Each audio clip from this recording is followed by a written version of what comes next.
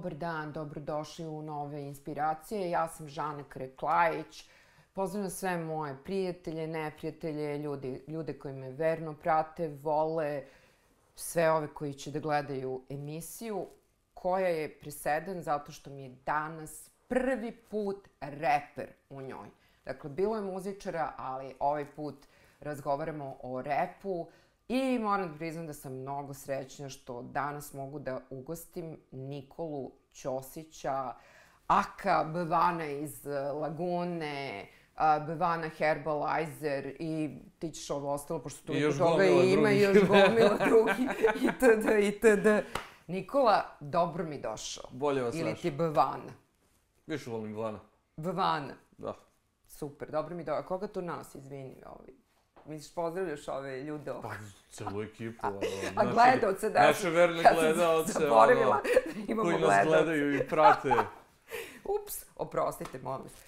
Sad, kad ja tebe pitam sledeću stvar, da se probudiš u nekom, ne znam, drugom univerzumu, bla, bla, bla, kako bi se predstavio? Kao Nikola ili kao Bvana? Mislim, šta ti je draže, šta ti je bliže? Bvana, definitivno. Aha. Mislim, znaš, dakle, Nikola, što sam onda izmišljao alias, Tačno. Onda sam mogao da koristim obično ime. Ovako kad sam već izmislio alias, onda kao, ja sam ovo smislio s razlogom, ajde da ga koristimo. Pazi, ali ti si ovo sigurno rekao mali milion puta, međutim uvek ima nekih novih ljudi, pošto mene dosta region prati, koji ne znaju zašto, kako, a zašto Bvana. Pa, zvuči originalno. Pa ne, ali kako ti je to, kad ti se javilo to? Pazi, bio u jednom trenutku, kad sam imao nešto, već sam se raskantavao sa matičnom grupom s kojom sam počeo da radim rep i krenuo sam s jednom drugom da radim i onda smo bili ispod zona kao zajebancija, ajde da smislimo svako da smisli neki novi alias za sebe, kao za ovu priču ćemo da se zovemo drugačije. I onda smo svi bili kao, okej, ajde da vidimo i kao tad sam prvi put rešio da smislim alias koji je na srpskom. Znači da ne bude neki engleski, pre toga sam bio kao Lock MC, ali, znaš, kao, počeo sam, moje prve pesme sam i snimao na engleskom, ali bio sam ispod zona, znaš, kao nije mi to, bolje mi ovo i kao trebam novi alias i bio sam ispod zona, ću smislim nešto kretensko. Što moji ortaci tada iz grupe, Ognjen i isto i drugi, su smislili nadimke Seven i Struka. Aha. Mislim, Seven je bio Seven, ali kao za ovo je rešio da bude 7. Aha. 7 i kao Struka i ja sam morao smisliti nešto kretenski i setim se kao klinac sam gledao neki film gde je neki brat se napio u klubu nekom, zabao za šank i onako prebijem govori barmenu Bvana, sahrani me u Laguni. I meni je to bilo toliko smešno i mislim ja ću budem Bvana iz Lagune. Ja sam mislila to Bvana iz Lagune, da je, znaš onaj film Čudovište iz Lagune, to je kao klasik neki. Pa ima i onaj film Bvana, ali... Da. nema veze s tim. Ovo je, brate, film neki kao New York clubbing scena 80-ih. Aha. Ne znam, neke dve ribe, jedna se zaljubila u DJ-a i oni jure ceo film, oni jure tog DJ-a da se smuvaju i... I tako. Da. I ovo neka totalno random izjava u tom filmu koja mi je bila prejaka. A moram inače gledalcima da kažem, pošto ti se pojavljaš sa naočarima uvek, mislim, niko te nikad, mislim, ne znam, možda te video na ulici, ali ne znam da si ti. Pa nije, prepoznaju me, neki me prepoznaju, neki ne, ali recimo 50-50. Potpuno ti se promeni fizionomija, neverovatno, i to ti je mnogo praktično. Znači, možda se muvaš, radiš što god hoćeš, niko ne zna da je to Bvana. Pa, nekad mi uspe da prođe, nekad baš i ne. Nekad me prepoznaju i bez naočara. Možda po glasu, kad pogovoriš. Pa nije, možda i po kretanju. Najčešće, ne znam gde sam bio na nekom festivalu na Zlatiboru. I sad, ne znam, svirao, mislim da je Ritam Nereda svirao u tom trenutku i ja u publici stojim, ili Breakersi su bili.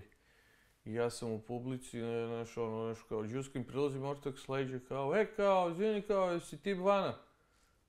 Gledaš ono gomila ljudi, još s leđa mi prilazi. Da, nevjerovatno. Ja rekao, da, jesam, ajde, idemo na buksu. Pa ajde, sad mi odlazimo malo dalje, sklanjamo se iz gužve. Ja bih rekao, jel, brate, kako si provalio da sam ja? Da sam ja, da. A vidio sam te kako džuskaš.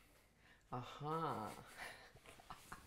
Mislim, što je najčešće od svega, ja ne umem da džuskam, brate, pa mi je zato bilo ekstremno smešno. Čekaj, šta, ono, imaš bre neki stih, igram kao šlogiran ili tako? Da, imam, brate. U klubu džuskam kao šlogiran. U klubu džuskam kao šlogiran, da. Pa dobro, zato što ne umem da džuskam i ono... Ja kad to pokušam da uradim, bude veoma atraktivno za smijati se. Da. Ali, zanimljivo je što si ti, dosta mi ovako deluješ kao čovek od principa, znaš. Iako si sav tako, ono, skroz si cool, opušten. A to fin način da mi kažeš da sam tvrdoglav? Mislim da, iskreno, da jesi tvrdoglav. Onda jesam, totalno. Da, i uopšte nisam... Pravo da ti kažem, kad sam te zvala, bila sam ono u fazonu, ono, možda i ne dođe. Međutim, došao si. Zašto ne bi došao? Pa dobro, ima određena emisija u kojoj nisi hteo da odeš, to ja znam. Ima dve, dobro, ja znam za ovu duše, jedna je ono, mislim, kao kanal televizija, a druga je baš emisija. Baš emisija. To su jedine dve stvari koje sam, ono, dobro duše, jednu sam odbio par puta, za drugu me nikad nisu ni zvali i iskreno se nadam da me neće nikad ni zvati. Tako da si vrlo nekako držiš do nekog svog stava, što je super. To pozdravljam. To je danas retkost.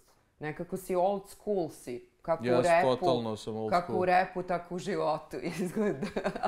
Imam i ljude koji će to da potvrde. Imaš i dokaze za to. I da. Pa da, jer nekako... I svedoki. Izgleda da ti sistem vrednosti današnji ne leži baš preterano.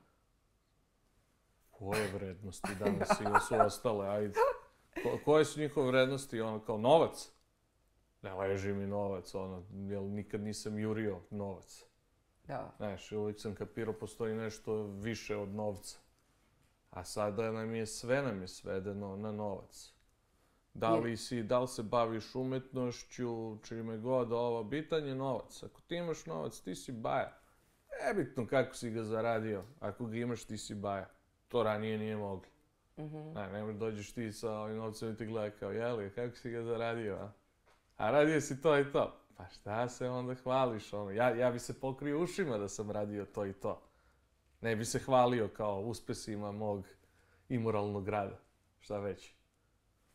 Ali... Znači, recimo da ti neko, aj sad ovako da postavimo stvari, da ti neko da, ajde, neću kažem nepristojnu ponudu, ali neku ponudu koja bi mogla da ti, ono, tipa, potpuno promeni život, reši sve probleme, ukoliko se to kosi sa tvojim nekim principima, ti na to ne bi pristao. Šta ja znam, brate, ako je nepristojna ponuda, seks možda bi pristao, ono, znaš, ako dobro, loše sam se izrazila. Nepristojnoj ponudi, ali ovako nešto, ono, kao, da si prodam dušu za novce, radije bi izbjegao, ono. Ne znam šta bi moralo da se desi, ono, da ja vidim da je to u redu, pa da kažem da, ali generalno što me nervira, što smo došli u situaciji da sad može da dođe neka, mislim, sad dođe neka kurva, prostitutka, koja je puna novca i sad ona je puna novca, zaradila je mnogo novca, radeći već ko znamo šta, i sad ona dođe da ti se hvali na televiziji i ona da ti priča kako ti treba da vodiš svoj život. To je problem. Znaš, kao, ja bi realno bio da sam ja na njenom mjestu, ja bi realno bio ljudi, znaš, kao, ne ponosim se baš onim što sam radio, ne bi to preporučio nikome da radi. Znaš, onaj ko je već uzeo da radi to, okej, matori, znaš, da radi šta moraš da preživiš, to je u redu, ali sad dođeš i da ti to reklamiraš kao način života kom bi trebalo da se teži. To nije u redu. Znaš, svi mi radimo neke stvari koje se ne ponosimo. Ali ne treba da ih glorifikujemo. I da truješ ove klince naše takvim stvarima. Znaš bre, pa klinke gledaju to, ono vidi, šta ona zna? Vidi ovu napucanu, nosi sve najskuplju prtlju, sve je napucana i kao, Ona će misli, pa kao vidi, pogleda svoje roditelje, moralne, koji preživljavaju. Pa šta će to dete da pomisli? Bravo. Znači, ranije je bilo da se pojaviš na televiziji ili na bilo kom mediju, moraš si da vrediš nešto. Kaže, on je najpametniji, on je najbolji u ovom polju, on je stručnjak za ovo i ono. Kao, daj da ga pitamo, šta misli, šta ima da kaže. Sad provalili, kao, narod voli budale. Daj im budale, gledaj. I sad to je dupli, u fazonu duplo zlo. Nemo što kao dao si budali prostor da se obraća ljudima, a ne bi trebalo da se obraća ikome dalje od njegove mesne zajednice, tamo ispred dragstora da pije. Ti si njemu dao medij da se on obraća svima. I s druge strane, što to govori ljudi koji gledaju, znaš kako kažu, kad si, treba težiti da budeš sa boljima od sebe, jer će oni te vuku na bolje. Ako si sa lošijima od sebe, oni će te vuku na dole. Što vi radite kad stavite nekog lošijeg tako da priča svima? I oni koji bi mogli da naprede, da budu kao, koji su skeptični u vezi sebe, kao jao, pa da li sam dobar, kao možda bi trebalo još da se potrudim da budem bolji, kad vidi ovog idiota, bit će su, ja sam do jaja, matori, vidi ovu budalu, vrate, kao, meni ide, ja ga kidam. Tačno. Kad vide ove realitije i ovo dno mi... Tebi to pokazuju lošije od sebe i tebi stvaraju lažni utisak da si ti mnogo bolji nego što zapravo jesi, jer svi znamo da uvek ima neko gori. Bravo. A reci mi, u svetu repa, je li ima toga? Jel se prodaju ljudi? U svetu repa? Da. Pazi, što se tiče muzike, to se toliko promenilo. Nije više bilo kao, hoćeš da uradiš nešto svoje, da, znaš, uneseš neku novinu, da daš neki svoj trag da ostaviš. I onda kao, uradio si to i kao, okej, uradio sam što si teo, sad ću da se prodam, da uzmem te novce, da mogu da živim lagano. Ne, nema to više. Ovi se trkaju da se prodaju od samog starta. Kome god, kako god, nebitno je samo u fazonu da je što veća popularnost, ne znam, buđe se pregledi, buđi se ovo, buđi se ono. Znaš, nije uopšte više bitno, ja imam utisak da oni žele da ostave neki trag svoj, ne vidim da žele da naprave neku promenu, ja vidim da su oni tu samo kao da odradimo što mora se odradi, uzmemo te pare i bole nas brige. Šta misliš čak i da ih popularnost ne zanima, nego kinta? Mada popularnost ide sa kintom, da. Popularnost, pazi, on kad uzme kintu, on onda kreće još više da se kurči po društvenim mrežama. Znaš, i to kurčenje, onda ne znam, diže mu hajp, pa onda to je ciklus, to ide u krug stalno, što više para, više slave, što više slave, više para. A ti si dugo, ti si mlad si čovjek, negde od 2000-te si na rap sceni, ili tako? Da, 2000-te. 2000-te, to je, mislim, baš dosta čovječe. Pa više od pola mog života. Prošao si svašta i malo pre smo u privatnom razgovoru sam ti rekla, Bože, koliko si produktivan, čoveče, koliko albuma. Jedne godine si 3 albuma objavio, je li tako? Jeste. To je bilo tek kad sam se vratio iz Amerike, što je najčešće. Ja mislim da sam ti albumi su svi snimljeni, mislim, godinu dana ranije. Ali dok je došlo, dok tad sa izdavačima, dok je prošlo, a te prethodne godine, ja mislim da sam snimio 5 ili 6 albuma. Tek sam se vratio iz Amerike i totalno sam pokupio njihov sistem, samo rad. I onda sam bio, kao idem u studio i kao svaki put kad odem u studio, ja snimim nešto. Znaš, dalje refren, dalje strofa, dalje cela pesma, nebitno, samo da nešto ostane, da ne bude da smo bili džabe u studiju. I na svaki par dana odemo, znaš, kao, idemo izblejemo, malo podružimo se, malo snimamo, malo se zezamo, malo pijemo, rivamo, šta god. I, brate, posle, znaš, određenog broja meseci, ti imaš, polako ti se završava sa jedan album, drugi album, treći album, a pošto se sve radi paralelno, samo u jednom trenutku kreću da se završavaju jedan za drugim. I te godine trebalo je da izbacim 2 albuma samo i bukvalno bio sam sa Taj Žusanom u studiju i isto tako smo snimali. Mi smo otišli, imali svako 20-ak puta smo otišli u studio i mi smo snimili taj album. I kao bukvalno za kraj godine, što u decembru ga izbacujemo i to je bilo poslednje te godine što sam izbacio. Znači, produktivan si, mislim, level Pa znaš šta, ne bih rekao da sam nešto preterano produktivan, ali pre bih rekao da kad onog trenutka kad završim taj kreativni deo, da kad krene onaj biznis deo, da tu mnogo bolje odradim posao nego neke moje kolege, zato što, ne znam, mislim, to sam i studirao i jednostavno znam šta sve treba da se uradi. Ti si menadžer, izvini, po struci, ili tako? Da, sertifikovani menadžer za mali biznis i onda, znaš, kad radim album, ja znam da to nije samo kao, većina kolega su kao, snimimo album, imamo muziku i to je gotovo. Ne, to je samo deo gotov.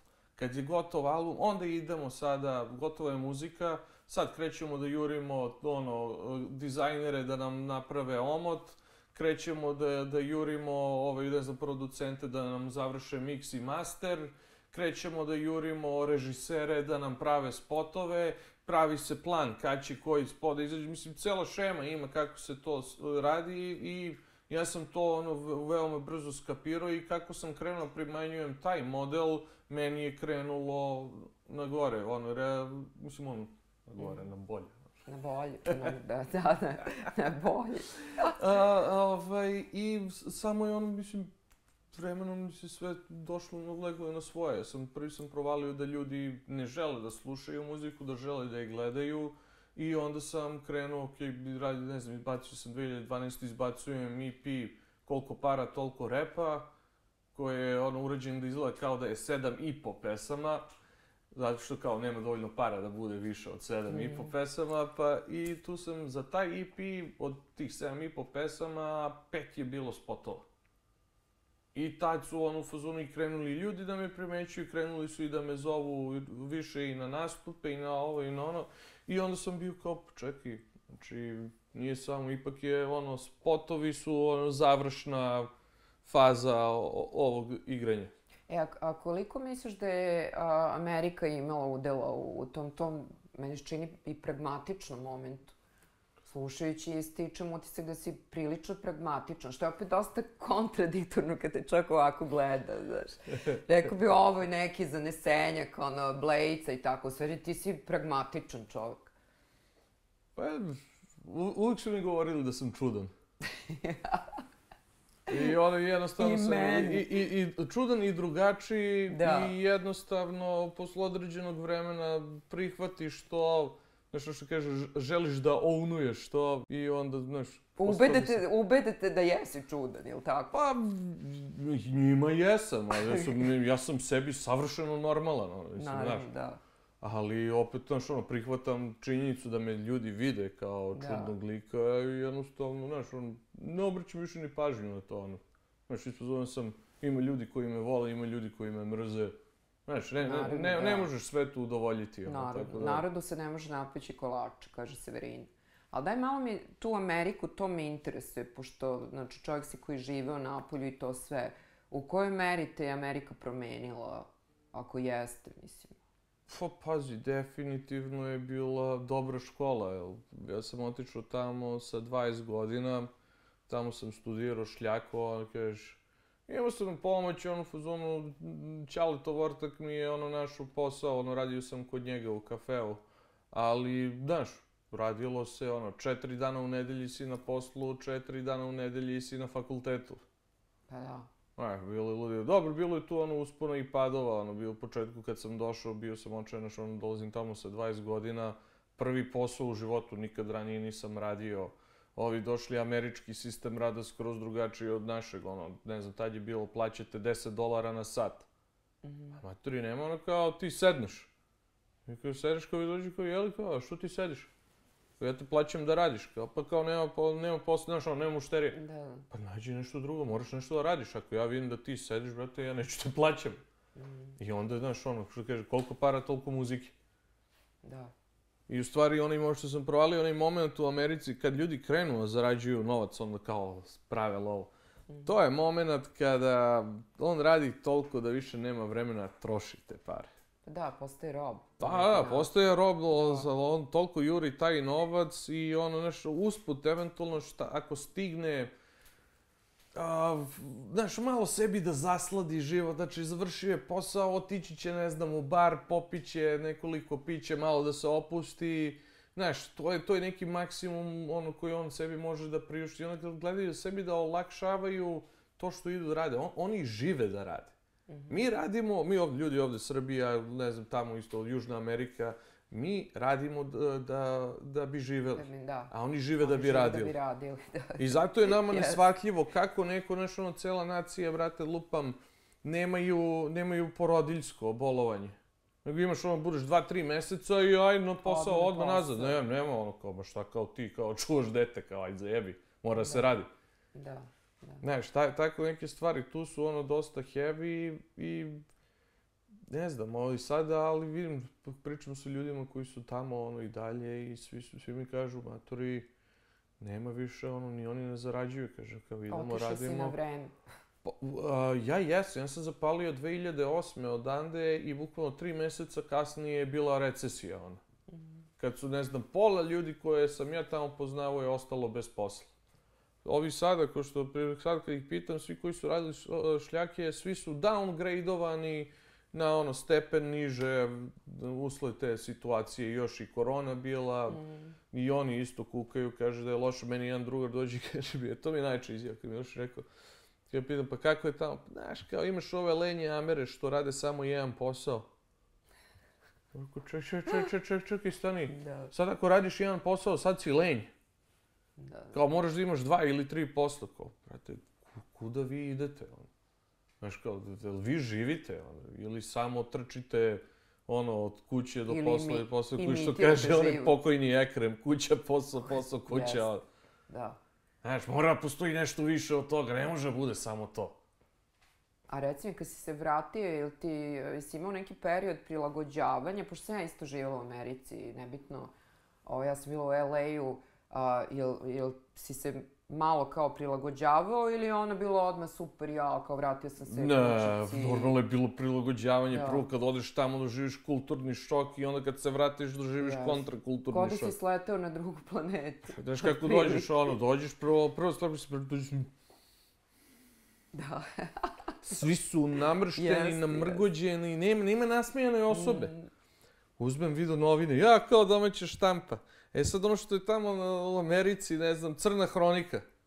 To je nama cela novina. Kao da sam otvorio crnu hroniku i sve crnje. Kao, brate, daj, kao, je moguće da je, znaš, ono, da smo toliko... Sad je još gore, mislim, sad je tek situacija... A sad je još, taj kancer je sada metastazirao, ono, zato što je došao... Ja mislim da ovom društvu posljednje što je bilo potrebno da se dogodi je bio kapitalizam. Jer i ovako smo bili zbunjeni, mi smo, znaš, iz srednjeg veka smo uleteli u moderno doba, nismo se baš najbolje snašli u njemu i sada kad nam je došao neko i rekao, Srbi, sve može, ako ima love od toga, ako može se zaradi, onda može. I mi smo ti mnogo loša ekipa za tu kombinaciju. Mi ćemo da pobijemo jedni druge da bismo zaradili te novce, ne direktno, mislim, i direktno i indirektno. Ti si čovjek koji voli biljke. Ekstremno. Da. Moramo malo i o tome. Odatle Herbalizer. Herbalizer, tako je, ali ti si zapravo, da kažemo, u svet biljčica zakoračio usled zdravstvenih problema, tako? Da, ne pričaš baš često o tome, ali eto, ja bih te pitala malo, ako nije problem. Nije nikakav problem. Bilo je 2006. sam imao dijagnoziran rak testisa i bio sam, išao sam na hemoterapiju, mislim, sada, hvala Bogu, sve je u redu, izlečili su me. Ali taj period dok sam bio na hemoterapiji imao sam strašne mučnine. I prvo su mi davali neke lekove protiv povraćanja, što, nije mi nešto, nisam reagovao, pa su mi donosili neki specijalni lek iz Francuske protiv povraćanja, međutim, ni to mi nije nešto pomagalo. I onda jednom prilikom, da sam tadašnju ribu iscimao, pošto meni ustanem, sedim 2 minuta, bude mi muka, moram da legnem. Ono, zamisli, znaš kao, osjećaj hemoterapije ti kao da si, znaš kad se voziš kolima, pa kad ide ono uz brdo, niz brdo, u krivine, zanosi ono, pa ti bude muka. Zamisli taj osjećaj da imaš pola godine, non stop. Strašno. I ja rekao, kako hoću da, rekao ribi, kao, ajde uzmi mi malo one biljčice moje, izmrvi mi, pomešaj, stavi malo duvana, samo da se lepo razgori. I ja ću resto. I ja mi to uradi, bukvalno, imam, što da kažem, minut i po imam da sedim i onda će opet da mi bude muka i moram da legnem. I bukvalno kako je došli, ja bukvalno brzinom za minut, cap, na prozor, zapalio, popušio, jedan put nestaje mučnija, nema ničega. Znači, ko da se ništa nije desilo, ono, ko da nikad nisam imao nijedan problem. Ja gledam, rekao, Kevo, ajde i nešto da jedem. Ovo oduševljeno, kao, brate, sine, možeš da ješ. Rekao, sad mogu, daj brzo dok mogu da jedem, ne znam koliko će ovo još da traje. I tu sam i onda, znaš, ono, i tu kad sam provalio, onda je, posle toga je bilo lakše mnogo, ono. Znaš, ono, upušim se i mučnina prestane i, ono, budem okej. Da. Pa baš si prošao, čovječe, kroz heavy period, to je baš bilo... Znaš šta, svi mi prolazimo kroz heavy periode, svako na svoj način. Znaš, ono, život nije lak. Ma kakvi? Život je težak, ali zato i grozan. Znaš, ono, svi imamo neke svoje rane koje nosimo, što iz detinjstva, što iz mladosti, što ovako, ono, po starije dane. Znaš, ono, sranje se konstantno dešavaju. Ti moraš da nađeš, ne znam, neku unutrašnju snagu da se izboriš sa svime time i da ne dozvoliš da te promeni. Mislim, promenit će te svakog, ali da se trudiš da te što manje promeni. Znaš, da ostaneš to pozitivniji moguće. I ti se danas si u stvari za legalizaciju biljčice, ili tako? Totalno. Ja sam ja sam za legalizaciju još od 90-ih. Sam bio kao ovo treba da se legalizuje, ovo je dobra stvar. Da, a ne misliš da to možda može da bude za neke klince ono tipa kontraproduktivno? Mislim, baš me interesuje tvoj stav. Kad god sam pričao sa klincima, ja sam rekao, pazi, ja sam prvi put sam dunuo sa 17 godina. Znaš, što je a neki vrtaci iz mog kraja su već sa 13-14 duvali svaki dan. I ono što bi ja rekao klincima da je, vi se još uvek razvijate. Nije sada gotivno, što kaže da klincima je mnogo opasnije da uzmete da pijete i da pušite i da duvate i da se drogirate. Na vas utiče mnogo više nego na odrasle osobe, jer mi smo odrasli, mi smo se razvili već do kraja i sad možemo lagano da se ubijamo. A vi ste još u razvoju i vi bukvalno ovim ne omogućavate sebi razvoj do kraja, nego sami sebe sputavate. Znači, ja bih rekao, pre 18. apsolutno nema potrebe da išta od toga radite. Mislim, naravno, nije normalno da će ja rade, svako radi šta hoće da radi, ali ja bih rekao, kad bi mene pitali za savjet, ja bih rekao, nije vam baš pametno. Znaš, ne bi nikom došao i rekao, mali drži, ti duni, uzmi gutalj piva, vrate, kao, popi malo penice i te fore, znaš, kao. Neću to da radim, nego, znaš, to je njihova stvar, a oni ako hoće, da oni će da se polome oko toga. Mada ja iskreno mislim da je ta vutra da je bila dostupna ranije, vrate, da ne bi im ni bila zanimljiva. Kada može da je kupi na trafici. Što može kupiti to njemu onda dođe ko žvake da kupuje. Da, i to što kažeš, da. Nije im zanimljivo. Je zabranjeno, sve što je zabranjeno je primjenjivo. A inače, skoro sam čitao negde da je konačno su priznali nepravdu koja je učinjena prema biljčici kad su je nazvali gateway drogom. Kao početničkom drogom, kao otprilike skapirali su istraživanja, pokazuju da ipak vutra nije gateway droga od koje se sve počinje, nego alkohol. Eto vidiš. Tako da, znaš, ti svi ono što kao danas duvaš, sutra ćeš da budeš na heroinu, ne, matori, nećeš. Ali, ako, ne znam, piješ alkohol, onda ćeš možda posle i da duvaš, možda ćeš posle i da šprčaš i da se bodeš ili šta već. A znaš koji je po statistici porok najteži za lečenje? Alkohol. Kocka. Kocka? A dobro, to je adrenalin. Da. Znaš, kažu to je ono... Kocka je... Pa njih cepa adrenalin, ta neizvesnost, da li će mu dođi, neće. Nebitno je, da li je dobio ili izgubio, nije. taj delić sekunde pre nego što se sazna, to je onaj drive koji njega vuče, a to je heavy, kad se navučeš na to, to je strašno. Ali da šta, meni iskreno, meni je alkohol, po meni, je gora droga od kocke, zato što je alkohol društveno prihvaćen. I nalazi se u mnogim segmentima našeg druženja, uopšte okupljanja, da li je to slava, svadba, sahrana. Znaš, čim se tu dođe ekipa, podrazumeva se daj da popijemo nešto. Efekti od alkohola na čoveka su katastrofalni, šta ljudi pijani rade. Znači, kad kažu svima pričam, matori, pio sam drogiran i ovim i onim, ali takva sranja kakva sam pravio na alkoholu nisam radio ni na jednom. Ja znam čoveka koji je popio aftershave Balvana, nećeš verovati. Ja sam čuo za lika koji je pio Domestos. Stvarno. Da ne mislim, prijatelj mi je pričao, ali, znaš, ne znam, ako je on mene lago, ja lažem vas. Da. Vas sve. Ne persiram. A reci mi, koliko je taj period bolesti i cele te priče uticao na tvoje rime, na muziku, na... Ma ja. Ne, ozbiljno? Ništa nije, mislim... Ne. Nije te promenio u tom nekom smislu? Ne, nije me promenio. Mislim, i dalje sam isti idiot ko što sam bio. Jedino što sam posvetio, brate, jedan album. Celom to 2016. sam izbacio album pod nazivom Čelično mudo. Koji je bio tačno na 10 godina od kad je toga i to je kao... To je bilo to. Jedino to što je kao uticalo, ali ovako ne. Da, zanimljivo da nije. Mislim, baš je atipično. Znaš, obično ljudi kao taj susret neki, ne daj Bože, ili sa nekom konačnošću i to promenite.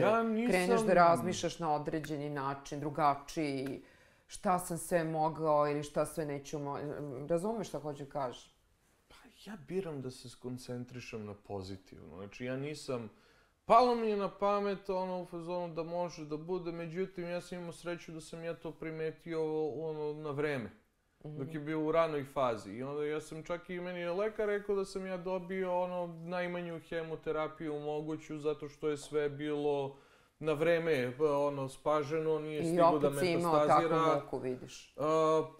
Da, znaš šta, pa ne mogu se setim sada, to je bilo valjda na 3 nedelje, 2 dana tog, kao 2 sesije hemoterapije i ne znam koliko sam ih imao. Ne je bilo nešto, 2 ili 3 meseca sam išao na to, možda 4, ali ne mogu da se setim, ali... Znam da je isprvo sam bio nije toliko strašno, ali znaš koji gadan osjećaj, brate, kad ti oboditi onu venu, pa ti gruneti, ne znam, 11 litara tečnosti. Idi bre. U venu. Znaš, kao ti sediš, brate, a sve polako, ne može ti ide odmah, nego to traje satima. To ti kaplje, kap. Posle, ne znam, par sati ti ustaješ, ideš da pišeš, ništa nisi popio. Ustima ti od onog hemijskog rastvora ostane ti kao, u grlu ti ostane kao so. Koji, ne znam, meni tu stajalo posle toga, znaš koliko me proganjalo. Imao sam na jednom traume što svaki put kad bi posle toga, kad bi video na televiziji neku bolnicu, kao urgentni centar, bilo šta što ima tako veze ili neku krv, odmah bi mi pozlilo. Pozlilo, da. Ali... vremenom se to povuklo. Znači, vratio sam se u normalu, prestalo je valjda... Hvala Bogu, sve je rešeno, da se mi bacimo na rep. Može. Moram da ti otkrijem moju veliku tajnu. Ne znam, ja tako kad razmišljam da sam klinka, na primjer, sada, wishful thinking, ja bi bila reperka. Meni je toliko... Super mi je ideja ta da, pazi, ti kad si rep, ti možeš da iskažeš taj svoj bunt, ti možeš svašta da ispričaš. Ti si bila punkirka back in the days. Ja sam i dalje punkirka. Ne, mislim, nisam mislio da nisi više, ali ako si ti punkirka, tebi bi od ovog novog, gde bi bilo najbliže? Ne, ozbiljno ti kažem, i zato i hoću te pitam... taj nedostatak pravila da je možemo da kažemo što hoćemo, možemo da radimo što hoćemo, to je meni totalno punk. Da se pobuniš, da ispričaš priču, da... Zašto nema više devojaka, žena, reperki? Zbog čega? I ko je tvoja omiljena na našim prostorima? Omiljena reperka na našim prostorima? Pazi, znaš šta, nikad ih nije bilo mnogo. S vremena na vreme su se pojavljivale i nestajale, kao i gomila repera. Ja sad ne znam, kad pogledam unazad, ja znam više ljudi koji se ne bave repom nego koji se bave.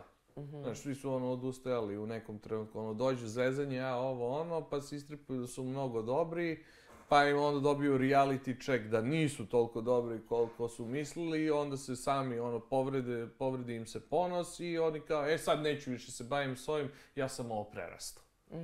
I tako obično biva, ali ovako od reperki, pa šta, mogu ja pričam šta hoću, ali samo jedna reperka mi se nalazi na novom albumu, tako da rekao bi Ema. A ono, ICMC, Mimi Mercedes, to ti je ko svojevremeno Lepa Lukić i Silvana Armenulić. Šta ja znam? Sa Sajsi sam bio gotivan. Sa Mimijem nikad nisam bio gotivan. Ne znam, ja mislim da se... meni ima opake tekstove, Mimi. Tebi ne. Meni je ona degenerik, Mislim, da, ja tako doživim. Ja sam slušao, u fazonu neke stvari koje je pričala i ja sam bio iz fazona, ovo je toliko pogrešno, brate, znaš, ovo ne mogu, znaš, ovo ne mogu da stvarim, brate. Jednostavno mogu to... Sada sam neko žutilo, pazi naslov, sine, srušila bi internet. Mimi, degenerik, kaže Bevan. Pa dobro, brate, ali znaš, ko sam ja da, znaš, to je moje mišljenje. Da. Znaš, ali onda se pa, ko je taj Vana da daje on mišljenje? Znaš, kad dođe da kaže kao... Svi mi imamo pravo da damo svoje mišljenje. Ne, naravno, ali... Čim si na javnoj sceni... Opet ti kažem, moje mišljenje će biti anulirano, to je downgradovano, uopšte ne prihvaćeno kao relevantno, zato što jedan Mimi ima više publike od mene, jedan Mimi, ne znam, pravi bolje koncerte, mislim, koncerte sa više ljudi od mene. A jel ti misliš da one foliraju, jel? Jel misliš da su foliranti? Nešto mi sve ne... U njemu slučaju ne. Ne. Ali, znaš šta, to je ajde da kažemo, stvar ukusa. Ima ljudi koji mogu da, gutaju to sranje, ja ne mogu, jebi ga. To je to. Da, a što se tiče svetske scene? Slabo pratim, još otkako sam dobio ćerku, prestao sam da pratim muziku, nisam, gajbi više nisam mogao da puštam šta hoću, dete malo, pa dečija muzika non stop. Pa sam prestao uopšte da pravim, što kaže jedan orta, kaže kao matori, pustim one hip-hop vesti. Ja više ne znam nikoga. Sve neka nova imena, Tako da, ne znam, slabije pratim ove novije, zato što je muzika otišla u nekom smeru koji se meni ne sviđa. Komercijalizacija. Ne, modernizovalo se. Provaljaš da je muzika sad sva nekako kompjuterska. Sve su neki sintovi, neki kompjuterski zvukovi. Znaš, retko kad nađeš na nešto, da su kao organski instrumenti odsvirani. Nema duše. I to. Nisi, pazi, to je, ja mislim da ova nova generacija, klinci novi, da su oni toliko digitalni da njima je to je sad njihov džir. Pa jest. Oni a mi smo matori, pa ne možemo to da skapiramo, nama je to kao kaljana. Kako bre, šta je nešto, repuje, ima pauze dok repuje, kaže jednu stvar, pa sačeka sekundu, pa kaže drugu stvar, pa sačeka sekundu. Pa dobro, ali kako onda tumačeš što tebe klinci vole, tebe baš klinci vole? I molim te da ne zaboravim, sve vreme vrtim u glavi, najnoviji album je Zelena glava, Magiča i Kamičak. Uspela sam. Zelena glava i Magiča i Kamičak. Sve vreme različit kao po Grežeđu. Da, tako da znate ukoliko niste znali. Kako te, šta si sad iznenađen kao što te voli klinci? Sad sam teo baš da te pitam, šta ti smatraš pod klince? Aha, misliš Znaš, meni su klinci, kada kažem klinci, ja mislim ispod 20 godina, recimo... Pa dobro, malo preko 20, ajde. Opet su klinci, rane 20. A to su mladi adolescenti, to nisu baš klinci, to su mladi ljudi, ali... Pa mladi ljudi, mislim. Klinci su mi oni do 18, ali su već odrasle osobe, Ja mislim da te voli ove ispod 20 isto. Pa ne znam, Pa imaš ti danas YouTube statistika kaže drugačije. Jel? Jel, jeste. YouTube statistika, dobro, sad mogu i da gledam kao relevantno, jer već imam taj kanal godinama. I oni, koliko sam ja razumeo, najviše, kako se dobro sećam, najbrojnija publika mi je od 25 do 34 godine. I moja isto. Što je donekle, ja sam uvijek i govorio, moja muzika nije muzika za decu. Meni je, u jednu ruku mi je laknulo kad pogledam 13 do 17, koliko ima slušalaca, piše 0,2%, iz fazona sam... S jedne strane je strašno jer neću imati novu publiku, s druge strane sam iz fazona... Znate, ali realno, ovo nije za njih bilo pravljeno. Znaš, ranije su slušali jer nije bilo toliko materijala pa nisu imali šta da slušaju. Sad imaju gomilu kontenta koje oni mogu da im serviraju, za koji su prikladni njihovim godinama. Tako da je meni je, ja sam veoma zadovoljan sa godinama ljudi koji me vole. Znaš šta moram da te pitam, to mi je velika enigma. Kako vi reperi zapamtite sve one tekstove? Mislim, na koji fazon? A niko ne zapamti sve tekstove, brate. A šta kao, izmišljate u trenutku ili? Ne, pa to je freestylovanje, to možeš da radiš uvek, ali ne, ti kad pišeš pesme, ti moraš da napišeš tekst, možeš ti da uzmeš da freestyluješ, ali neće to biti toliko kvalitetno kao kad ti sedneš, razmisliš malo i svoje misli pretočiš u rime, a ovo je biće kao, šta mi prvo padne na pamet, to ću da srimujem i kao to je to, znaš. A opet kad imaš mnogo pesama, ja ne znam, ja imam sigurno 300 pesama do sada. To, mislim, ta količina, brate. Ne znam tekstove, većinu tekstova ni ne pamtim, zaboravio sam ih, pamtim samo one tekstove koji ću da izvodim na koncertima, upamtim, a ove ostale, znaš, kao, stvari, znao sam ih sve ja u jednom trenutku, ali zaboraviš ih vremenom, znaš, napisao si tekst, repovao si ga 3-4 puta i onda nisi to repovao 3 godine. Pa ne možeš da se setiš toga, zaboravit ćeš. Ima retki, ne znam, recimo, ja mislim da Mikri pamti sve svoje tekstove. Ja mislim da je on stvarno zna sve svoje tekstove na pamet i ja mislim da je on jedini koga ja znam. Da pamti. Da. Jednom prilikom je bio isprozivao JP, Stray Jackina, pošto neku pesmu smo snimili pre više od 10 godina i onda što kaže, ajde je repujemo. Ja rekao, maturi, ne mi se ljutiš, brate, ne sjećam ni šta sam repovao tu, ne sjećam se tu. Nisam čuo pesmu 10 godina, kamoli da je repujem. I kao, šta kao, ti ne znaš sve svoje tekstove. Iako je ga gledam, mislim se, maturi, brate, da kad sam imao 50 pesama, ja sam znao sve svoje tekstove. Sad kad imam 250 pesama, ne znam sve svoje tekstove. Znaš, malo mu kažu, pa, brate, vidjet ćeš i ti kad dođeš do 250. pesme, ni ti se baš nećeš najbolje sećati svega što si repovao. Pa jeste, fascinantno je stvarno. A reci mi, kako te puca inspiracije? To mi je isto interesantno. Pa ja uglavnom vučem inspiraciju iz sreće. Ja kad sam srećan, ja sam onda inspirisan i onda sam kao vesel i kao haj, kao lupetam ove gluposti, lupetam one gluposti. Kod tebe umetnost ne nastaje iz patnje, znaš, imaš onu foru kao moram da patim, sečem vene. Ja ako patim, ja ne mogu, ja neću onda ništa da snimam, jel... Ti ne ustaješ iz kreveta. Recimo, da. Tako te kapiram. Da. Nemam taj moment, ja ću sad da napišem Srce Parajuću pesmu, da kao o mom ljubavnom bolu i tako to. Uopšte, generalno, vrate, sve ljubavne pesme koje imam su bile posvećene biljci, tako da... Ili hip-hopu. To je to od mene, ali... Znači, stvaraš iz radosti. Čekaj, pa ne, ali moram sad na ovo da se vratim, pa nije valjda da, mislim, ne veruješ u ljubav. Bože, sačuvaj, zašto ne bi verovao u ljubav? Ljubav je nešto najbolje na svetu. A kažeš, sve pesme su posvećene... A ne, neću da radim ljubavne pesme, Što? Pa neću, jednostavno ne radim. Što? Baš bi bilo cool. Pa ne znam, ja sam uvijek mislio nekako, meni je to bilo nekako kliše. Cringe, što bi rekli klinci. Pa da, recimo, može se tako reći, ja mislim da ja baš nisam taj lik. Znaš, ja treba da imam romantične izjave, meni se bresere od toga. Pa dobro, romantika na rap način, šta? Kako bi to izgledalo? Dođem, priđem ti, nabodem te u rame i poljubim te usta, kao ljubav na rap način. Šta je li tako, pa je moguće? Ne, zajebavam se, Pa nije, ali nije, kad mi kažeš kako izgleda ljubavna rap način... Ja baš mislim da si ti emotivac i da si u tom smislu, ono...